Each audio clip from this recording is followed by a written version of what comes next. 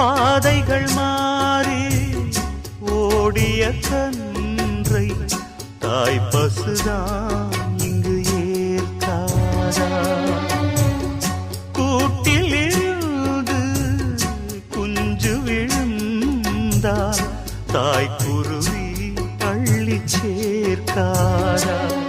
நல்ல காலம் பிறக்க உன்னை நானும் அறிந்தேன், உந்தன் கண்கள் திறக்க இங்கு பாடல் படித்தேன்.